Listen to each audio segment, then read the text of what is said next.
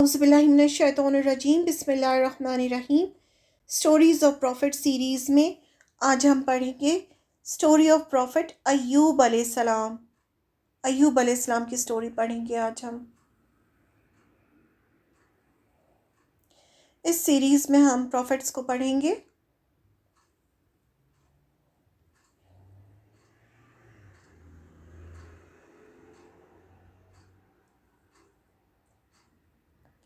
Profit Ayub علیہ السلام۔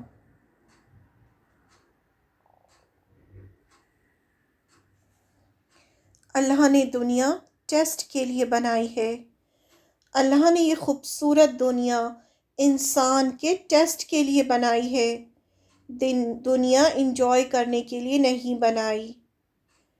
اللہ تعالیٰ نے دنیا اس لیے نہیں بنائی کہ انسان آخرت کو بھول جائے اور بس صرف دنیا انجوائے کرے۔ اللہ تعالیٰ نے دنیا اس لیے بنائی ہے تاکہ انسان آئے، یہاں اپنا ٹیسٹ دے اور اس حساب سے پھر آخرت میں اس کے لیے جنت یا جہنم ہوگا۔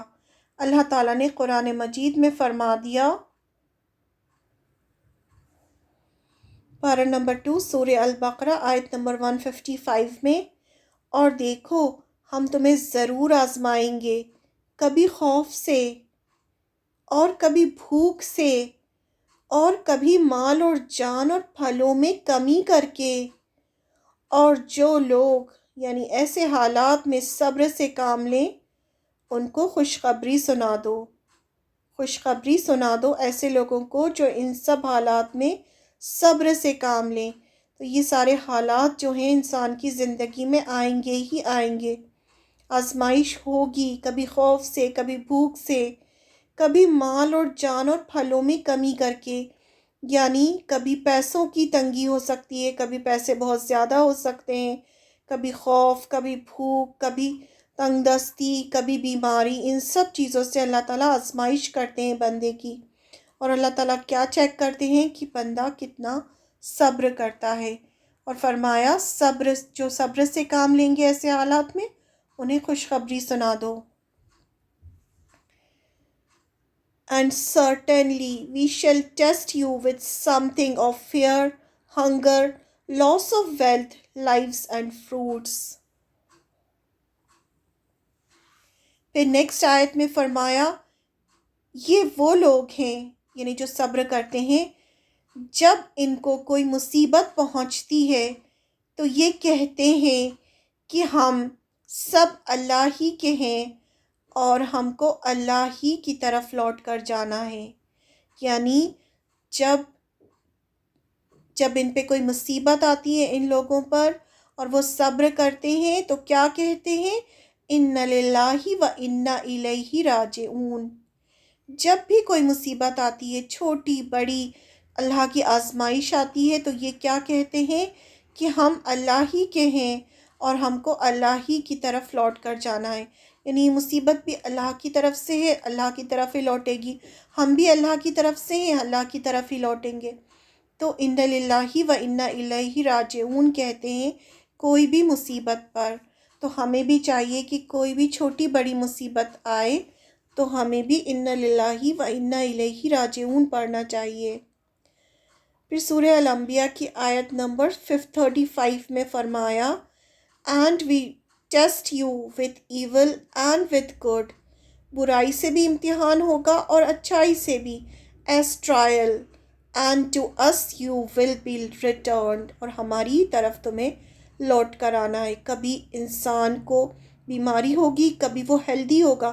جب وہ ہیلدی ہوگا اس میں بھی اس کی آزمائش ہوگی کہ وہ ہیلدی ہے، اس کی ہیلتھ اچھی ہے تو وہ کیا کر رہا ہے اللہ کے راستے میں، اور وہ بیمار ہے تو وہ کتنی اللہ کی ناشکری کر رہا ہے یا شکر گزاری کر رہا ہے، اس کے الفاظ کیسے ہیں، دونوں طرح سے آزمائیں گے۔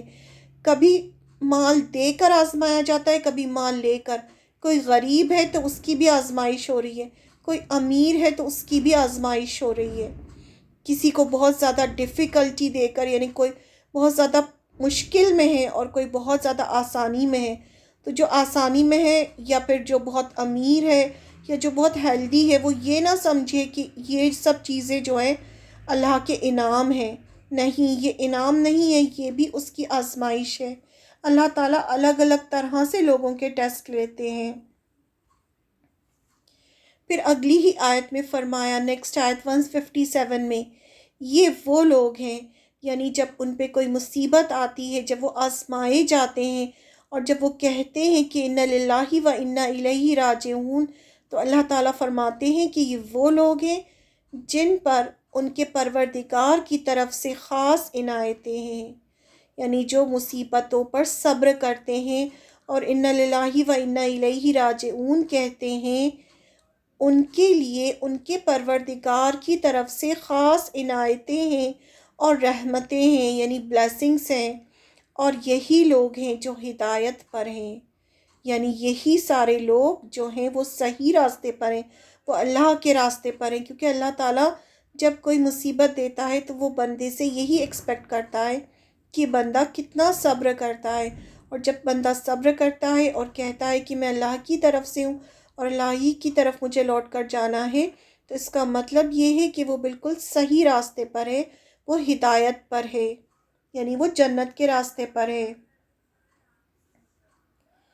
سب سے سخت آزمائش انبیاء اکرام کی ہوتی ہے، یہ ہمیں مسند احمد کی آپ صلی اللہ علیہ وسلم کی حدیث ہے، اس سے ہمیں پتہ چلتا ہے کہ سب سے زیادہ آزمائش یا امتحان پیغمبروں کا ہوتا ہے، ان کے بعد صالح لوگوں کا، جو رائٹیس پیپل ہوتے ہیں، جو بہت نیک لوگ ہوتے ہیں، ان کا امتحان ہوتا ہے، اور پھر ان کا جنہیں اللہ پسند کرتا ہے، پھر اللہ تعالیٰ انہیں آزماتے ہیں جنہیں اللہ تعالیٰ پسند کرتے ہیں۔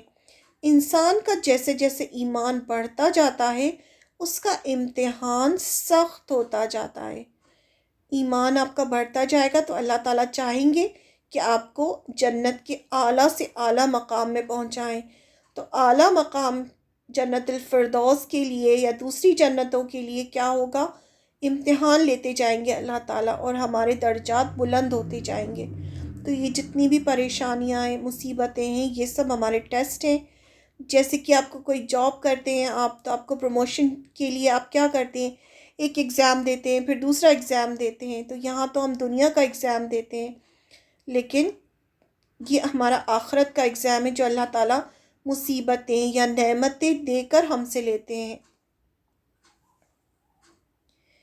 ایسے ہی اللہ تعالیٰ ہر ایک کا امتحان لیتے ہیں، اور یہ ہمیں یاد رکھنا چاہیے کہ اللہ تعالیٰ دے کر بھی آزماتے ہیں اور لے کر بھی، یعنی بہت زیادہ پیسہ دے کر، ہیلتھ دے کر، خوشیاں دے کر، سب آسانیاں دے کر بھی ہمارا ٹیسٹ ہو رہا ہے۔ یہ نہیں سمجھنا چاہیے کہ یہ سب تو بہت نعمتیں ہیں اللہ کی ہم پر، بے شک نعمتیں ہیں، لیکن اس میں بھی ہماری آزمائش ہو رہی ہے کہ وہ نعمتیں لے کر ہم کتنا شکر ادا کرتے ہیں، کتنا اللہ کا ذکر کرتے ہیں، کتنا اللہ کے دوسرے بندوں کا خیال رکھتے ہیں۔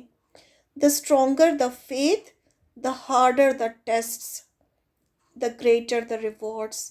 جتنا زیادہ ہمارا فیتھ اسٹرانگ ہوگا، ایمان مضبوط ہوگا، جتنا زیادہ آپ پڑھتے جائیں گے، قرآن میں آگے بڑھتے جائیں گے، تو علم جیسے جیسے آپ حاصل کرتے جائیں گے، ویسے ویسے ایمان اسٹرانگ ہوتا جائے گا، کیونکہ کیا ہوگا؟ ہمیں اور اللہ کی پہچان ہونے لگے گی، اور زیادہ پہچان ہوگی قیامت کے بارے میں، اور جتنا زیادہ ہم قرآن کی آیتیں پڑھیں گے اتنا زیادہ ہمارا ایمان بڑھے گا۔ ایمان کیا ہوتا ہے؟ یقین ہوتا ہے۔ جب ہم اللہ کی کتاب بار بار پڑھتے ہیں تو ہمارا ایمان بڑھتا ہے، جیسے جیسے ہمارا ایمان بڑھے گا ہمارے ٹیسٹ بھی ہارڈ ہوتے جائیں گے، اور پھر ریوارڈ بھی زیادہ ہوگا۔ ایسے ہی اللہ تعالیٰ نے ایوب علیہ السلام کا بھی سخت امتحان لیا اور ان کو صبر کی ایک مثال بنا دیا، ہمارے لیے ایک ایگزامپل ہے، ایگزامپل سیٹ کر دیا ایوب علیہ السلام کے قصے میں۔ اللہ تعالیٰ انسان کو اپنی نعمتیں دے کر بھی آزماتا ہے، آزماتے ہیں کہ بندے اللہ کا شکر ادا کرتا ہے یا بندہ اللہ کا شکر ادا کرتا ہے یا نہیں، اور اللہ تعالیٰ بندوں سے نعمتیں چھین کر بھی آزماتے ہیں کہ بندہ صبر کرتا ہے یا نہیں۔ اللہ تعالیٰ یہ بھی دیکھتے ہیں کہ بندہ خوشحالی اور بدحالی میں اللہ کو کتنا یاد کرتا ہے، یہ بھی اللہ تعالیٰ چیک کرتے ہیں، اس لیے ہمیشہ ہمیں اللہ تعالیٰ کا ذکر کرتے رہنا چاہیے، چاہے خوشی ہو چاہے غم ہو۔ Allah gives the hardest battles to his strongest. جتنے زیادہ اسٹرانگ ایمان والے لوگ ہوتے ہیں ان کو اتنی ہی زیادہ سخت آزمائش کا سامنا کرنا ہوتا ہے۔ ایوب علیہ السلام ابراہیم علیہ السلام کی جنریشن میں سے تھے۔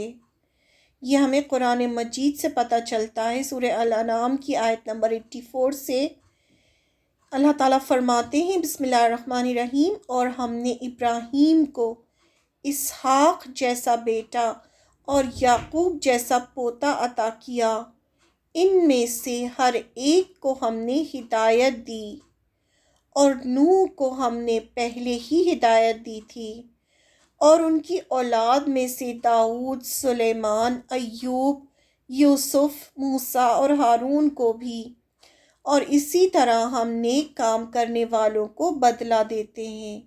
یہاں سے ہمیں پتہ چلتا ہے کہ یہ سب پیغمبر تھے، ان کو اللہ تعالیٰ نے ہدایت دی تھی، اور یہاں سے ہمیں پتہ چلتا ہے کہ ایوب علیہ السلام جو تھے وہ ابراہیم علیہ السلام کی ہی نسل سے تھے۔ ایوب علیہ السلام بھی ایک نبی تھے۔ یہ ہمیں سورہ النساء کی آیت نمبر 163 سے پتہ چلتا ہے۔ ایوب علیہ السلام کی طرف بھی وحی بھیجی گئی۔ اللہ تعالیٰ نے آپ کو اپنا پیغمبر بنایا، جو ہمیں قرآن کی اس آیت سے پتہ چلتا ہے کہ ایوب علیہ السلام بھی نبی تھے۔ بسم اللہ الرحمن الرحیم، سورہ النساء کی آیت ہے 163۔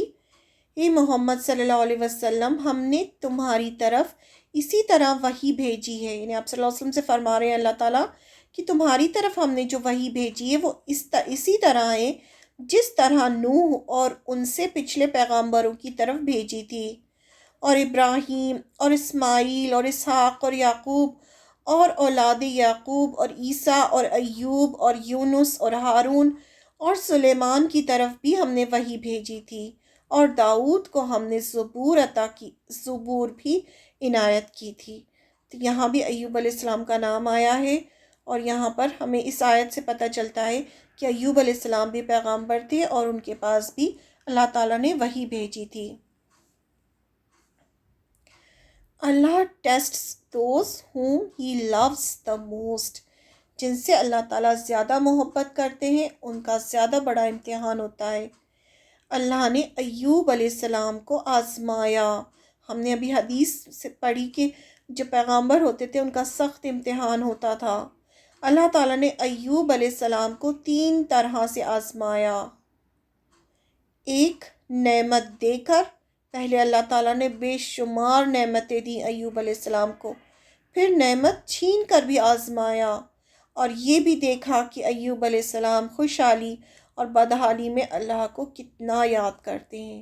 تینوں طرح سے ایوب علیہ السلام کا اللہ تعالیٰ نے ٹیسٹ لیا، کیونکہ جب انسان پریشان ہوتا ہے تو اللہ سے شکایتیں کرنے لگتا ہے، تو اس وجہ سے اللہ تعالیٰ پریشانی دے کر بھی آزماتے ہیں بندے کو کہ بندے کا رویہ کیسا ہے۔ اللہ نے ایوب علیہ السلام کو نعمتیں دے کر آزمایا۔ پہلے اللہ تعالیٰ نے بے شمار نعمتیں دیں ایوب علیہ السلام کو۔ اللہ نے سب سے پہلے ایوب علیہ السلام کے لیے شکر آزمایا۔ اللہ نے آپ کو بہت نعمتوں سے نوازا۔ اللہ تعالیٰ جب محبت کرتے ہیں loves you for your صبر and شکر، تو اللہ تعالیٰ صبر اور شکر دیکھتے ہیں۔ مال دے کر آزمایا۔ سب سے پہلے اللہ تعالیٰ نے مال دے کر ایوب علیہ السلام کو آزمایا۔ اللہ نے ایوب علیہ السلام کو ہر طرح کا مال دیا، یعنی آپ کے پاس بہت زمین جائیداد تھی، بہت زیادہ پراپرٹی تھی، بہت زیادہ امیر تھے آپ۔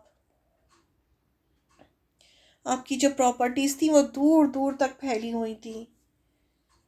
اللہ نے ایوب علیہ السلام کو مال اور دولت اور اولاد سے نوازا تھا۔ آپ کے پاس بہت زیادہ مال دولت تھی، اولادیں تھیں، آپ کے پاس بچے تھے، پھر آپ کے پاس ان گنت مویشی یعنی کیٹلز تھے، بہت سارے جانور آپ کی ملکیت میں تھے، آپ کے پاس بہت سے غلام اور کام کرنے والے لوگ تھے، بہت سارے لوگ تھے جو آپ کے آگے پیچھے ہوتے تھے، بہت سارے غلام تھے جو آپ کی خدمت کرتے تھے۔ آپ کو اولاد دی، آپ کے بہت سارے بچے تھے۔ اولاد بھی بہت بڑی نعمت ہوتی ہے اللہ تعالیٰ کی، تو اولاد بھی تھی آپ کی، بہت سارے بچے بھی تھے، بہت پیسہ تھا، کیٹلز تھے، غلام تھے، ہر چیز تھی، کسی چیز کی کمی نہیں تھی۔ آپ کی بیوی آپ سے بہت محبت کرتی تھیں اور آپ کی فرما بردار بھی تھیں۔ یہ بھی بہت بڑی نعمت تھی جو ایوب علیہ السلام کے پاس تھی، کہ ان کی بیوی بہت زیادہ محبت کرنے والی اور فرما بردار تھیں۔ پھر ایوب علیہ السلام کو جو سب سے بڑی نعمت اللہ نے دی تھی وہ یہ تھی کہ ان کو اپنا پیغامبر بنایا تھا۔ ایوب علیہ السلام پروفٹ تھے، پیغامبر تھے، اللہ کے میسج کو لوگوں تک پہنچاتے تھے، اللہ کے دین کو پہنچاتے تھے، سب کو اللہ کی طرف بلاتے تھے۔ ایوب علیہ السلام ہمیشہ شکر ادا کرتے اور دوسروں کو بھی شکر کرنے کے لیے کہتے تھے۔ ایوب علیہ السلام ہر وقت اللہ کا شکر ادا کرتے، اللہ کی فرما برداری کرتے، لوگوں کو اللہ کی طرف بلاتے، انہیں نیک کام کرنے کی نصیحت کرتے، بھوکوں کو کھانا کھلاتے، انہیں کپڑے دیتے، غریبوں کی خوب مدد کرتے تھے، لوگوں کو کھانا کھلاتے تھے، لوگوں کو نیک کام کرنے کے لیے کہتے تھے، ایک اللہ کی عبادت کرنے کے لیے کہتے تھے، گڈ ڈیڈز کرتے تھے فار دا سیک آف اللہ، صرف اللہ کے لیے وہ نیک کام کرتے تھے۔ اللہ ہی نعمتیں دیتا ہے، وہ ہر نعمت پر اللہ کا خوب شکر ادا کرتے تھے۔ ایسا نہیں تھا کہ ان کے پاس اتنی نعمتیں تھیں تو ان کو کوئی غرور ہو یا کچھ، وہ ہمیشہ ہر ایک نعمت پر اللہ کا شکر ادا کرتے تھے۔ وہ جانتے تھے کہ جو کچھ بھی نعمت ان کے پاس ہے وہ اللہ کی ہی دی ہوئی ہے، اس میں انسان کا کوئی کمال نہیں۔ جو بھی انسان کے پاس نعمتیں ہوتی ہیں وہ اللہ کی دی ہوئی ہوتی ہیں۔ وہ ہر حال میں اللہ کا شکر ادا کرتے تھے، کہتے تھے اللہ کا شکر ہے۔ ایمان faith is of two halves, half is patience and half is gratitude۔ ایمان جو ہوتا ہے وہ دو چیزوں سے مل کر بنا ہوتا ہے، ایک صبر اور دوسرا شکر، gratitude اور patience۔ اللہ نے آزمائش کے طور پر ایوب علیہ السلام سے نعمتیں لے لیں۔ اب پہلے تو اللہ تعالیٰ نے ان کو آزمایا، انہیں بے شمار نعمتیں دیں، انہوں نے اللہ کا شکر ادا کیا، لوگوں کو اللہ کی طرف بلایا، اللہ کا خوب ذکر کیا۔ اس امتحان میں اللہ تعالیٰ نے ان کو دیکھا کہ انہوں نے ہر وقت شکر کیا، اب اللہ تعالیٰ نے ان کو دوسری طرح آزمانا چاہا۔ اللہ تعالیٰ نے دھیرے دھیرے ان کی نعمتیں لینا شروع کیں۔ اب اس میں بہت ساری سٹوریز ہیں کہ فرشتوں نے باتیں کیں اور شیطان نے کہا کہ ایوب علیہ السلام کے پاس اتنی نعمتیں ہیں اس لیے وہ اللہ کا شکر کرتے ہیں۔ یہ بھی ہے سٹوری کہ لوگوں نے کہنا شروع کیا کہ ان کے پاس تو اتنی نعمتیں ہیں، اس وجہ سے ان کے لیے اللہ کا ذکر کرنا اور شکر کرنا آسان ہے۔ یہ سب سٹوریز بنی ہوئی ہیں لیکن ہمیں اس کا کوئی ریفرنس کہیں بھی نہیں ملتا، اس لیے جو ہمیں جتنا قرآن میں 8 آیتیں آئی ہیں تو ہمیں جتنا بھی تفسیروں سے پتہ چلتا ہے بس ہم اتنا ہی لے سکتے ہیں۔ اللہ تعالیٰ نے آزمائش کے طور پر ایوب علیہ السلام سے نعمتیں لے لی۔ اب دھیرے دھیرے کر کے اللہ تعالیٰ دنیا کو دکھانا چاہتے تھے کہ ایوب علیہ السلام ایسے نہیں ہیں کہ جب ان کو نعمتیں ملے تو ہی وہ اللہ کا شکر کریں، تو ہی ذکر کریں۔ وہ ہر حال میں اللہ کا شکر اور ذکر کرنے والے اور صبر کرنے والے ہیں۔ اللہ تعالیٰ ان کو ایک مثال بنانا چاہتے تھے لوگوں کے لیے، تاکہ لوگ دیکھیں اور ان سے سبق حاصل کریں کہ بندے کو کس طرح سے صبر کرنا چاہیے اور شکر کرنا چاہیے اور ذکر کرنا چاہیے۔ اب اللہ تعالیٰ نے ان کا صبر آزمانے کا فیصلہ کیا۔ سب سے پہلے آپ کا سارا مال، سب کچھ آپ سے چھین لیا۔ جو آپ کے پاس مال تھا وہ دھیرے دھیرے اللہ تعالیٰ نے سارا مال آپ سے چھین لیا۔ اللہ نے آزمائش کے طور پر ان کی صحت لے لی۔ اب کیا ہوا؟ مال گیا، اس کے بعد آپ بیمار ہو گئے، آپ کو الگ الگ بیماریاں ہو گئیں، بیماری اتنی بڑھی کہ آپ بہت کمزور ہو گئے۔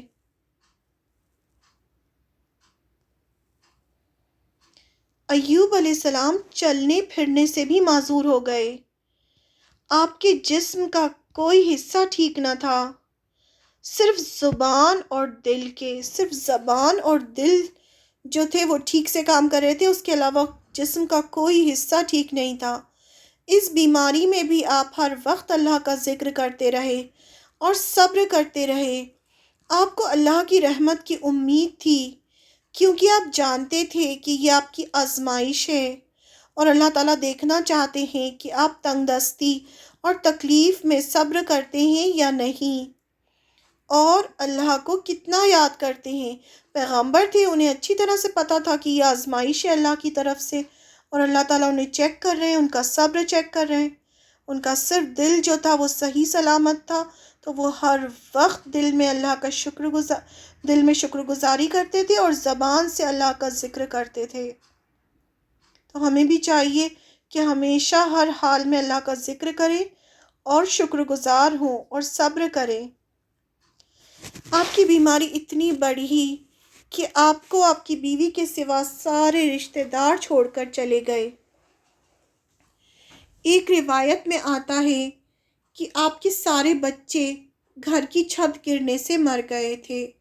دوسری روایت میں آتا ہے کہ آپ کی بیماری کی وجہ سے سارے بچے اور رشتہ دار آپ کو چھوڑ کر چلے گئے، کیونکہ آپ کو سکن ڈیزیز ہو گئی تھی، آپ کی پوری باڈی پر پھوڑے ہو گئے تھے، ان سے بدبو آتی تھی، یعنی اندر کے جو آرگنز تھے وہ تو خراب ہوئے تھے، ساتھ میں آپ کو ایک سکن ڈیزیز بھی ہو گئی تھی، جس کی وجہ سے پوری آپ کی جو سکن تھی وہ سڑنے لگی تھی۔ تو جتنے آپ کے کہا جاتا ہے کہ آپ کے رشتہ دار اور جتنے آپ کے بچے تھے وہ آپ کو چھوڑ کے چلے گئے۔ ایک روایت میں آتا ہے کہ نہیں، اللہ تعالیٰ نے ان کی اولاد بھی ان سے چھین لی تھی، چھت گرنے سے ان کے بچے جو ہیں وہ سارے کے سارے بچے ختم ہو گئے تھے، لیکن ایک روایت میں آتا ہے کہ نہیں، ان کو چھوڑ کے چلے گئے تھے۔ اب بالکل ایوب علیہ السلام اکیلے رہ گئے تھے، سب نے ایوب علیہ السلام کو چھوڑ دیا تھا۔ لوگوں کو ڈر تھا کہ کہیں یہ بیماری آپ سے انہیں نہ لگ جائے، اس لیے آپ کے پڑوسیوں نے آپ کو شہر سے بھی نکال دیا۔ اب سب کو یہ ڈر تھا کہ کہیں ایسا نہ ہو کہ آپ کی بیماری انہیں لگ جائے، کیونکہ سکن ڈیزیز ہوتی ہے تو لوگوں کو ڈر ہوتا ہے۔ تو ایوب علیہ السلام کو شہر سے بھی نکال دیا۔ ایوب علیہ السلام اور ان کی بیوی شہر سے باہر ایک گھر میں رہنے لگے۔ اب صرف ان کے ساتھ ان کی بیوی تھیں اور ایوب علیہ السلام تھے۔ ایوب علیہ السلام کی بیوی کا ان کی خدمت کرنا۔ اب ایوب علیہ السلام کے ساتھ ان کی محبت کرنے والی بیوی تھیں، جو ہر حال میں آپ کے ساتھ تھیں، وہی آپ کے دن بھر کے کام کیا کرتی تھیں۔ سب نے چھوڑ دیا تھا، صرف ان کی بیوی ان کے ساتھ تھی۔ ایوب علیہ السلام کی بیوی باہر جا کر کام کرنے لگی۔ اب پیسوں کی پرابلم تھی، کھانے پینے کو کچھ نہیں تھا، تو ایوب علیہ السلام کی بیوی باہر جا کے کام کرنے لگیں، لیکن ان کے پاس کھانے پینے کے لیے پیسے نہیں بچے تھے، اس لیے ایوب علیہ السلام کی بیوی نے باہر جا کر کام کرنا شروع کر دیا تاکہ وہ اپنے شوہر اور اپنے لیے کھانے کا انتظام کر سکیں۔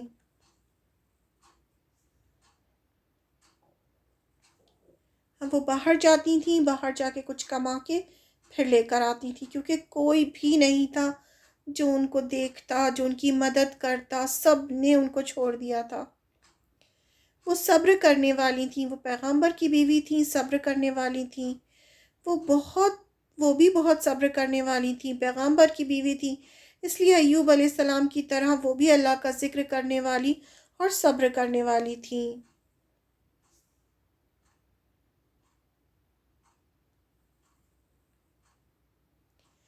صبر کے بدلے اللہ کی رضا ہے۔ بیماری میں ایوب علیہ السلام اور زیادہ اللہ کو یاد کرتے۔ اب ان کے پاس دنیا کا کوئی کام نہ تھا۔ جب انسان بیمار ہوتا ہے، ایک جگہ لیٹا ہوتا ہے، وہ کوئی کام نہیں کر سکتا، لیکن اس کی زبان تو چل رہی ہوتی ہے، تو ایوب علیہ السلام نے اور زیادہ اللہ کا ذکر کرنا شروع کر دیا، اس سے ان کو اور سکون ملتا۔ انہیں اپنے صبر کے بدلے اللہ کی رضا کی امید تھی، انہیں امید تھی کہ وہ جتنا زیادہ صبر کریں گے، شکر کریں گے، اللہ سے دعا کریں گے تو اللہ تعالیٰ کی رضا انہیں حاصل ہوگی۔ کہا جاتا ہے کہ ان کی یہ آزمائش 3، 7 یا 18 سال چلی۔ ہمیں صحیح روایت نہیں ملتی، 3 سال بھی ملتا ہے، کہیں 7 سال بھی ملتا ہے، کہیں 18 سال بھی ملتا ہے۔ ان کی بیوی ان سے کہتی کہ آپ اللہ سے دعا کریں کہ وہ اس تکلیف سے نجات دے دیں، اگر آپ اللہ سے دعا کریں گے تو اللہ تعالیٰ ضرور آپ کو ٹھیک کر دیں گے۔ اس پر ایوب علیہ السلام کہتے کہ اللہ نے ہم کو 70 سال نعمتوں میں رکھا، یعنی 70 سال تک ان کے پاس نعمتیں تھیں، کیا میں صبر کے ساتھ اسے 70 سال برداشت نہیں کر سکتا؟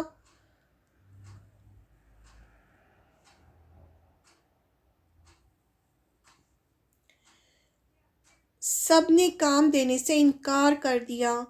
ان کی بیوی پھر کام ڈھونڈنے کے لیے نکلیں، لیکن اب سب نے انہیں کام دینے سے انکار کر دیا۔ لوگوں کو ڈر تھا کہ کہیں ایوب علیہ السلام کی بیماری ان کی بیوی سے ان لوگوں کو نہ لگ جائے۔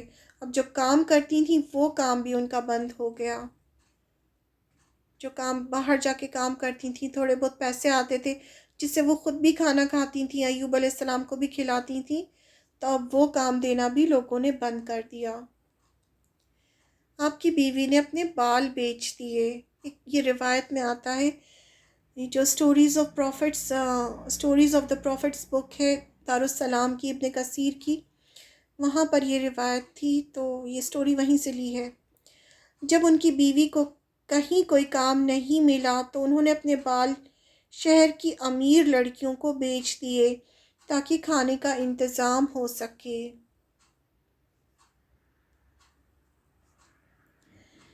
ایوب علیہ السلام نے پوچھا کھانا کہاں سے آیا؟ ایوب علیہ السلام جانتے تھے کہ لوگوں نے انہیں کام دینے سے منع کر دیا ہے۔ جب اگلے دن بیوی اپنے بال بیچ کر کھانا لائیں تو ایوب علیہ السلام نے ان سے پوچھا کہ پیسے کہاں سے آئے؟ اس پر ان کی بیوی نے کوئی جواب نہیں دیا۔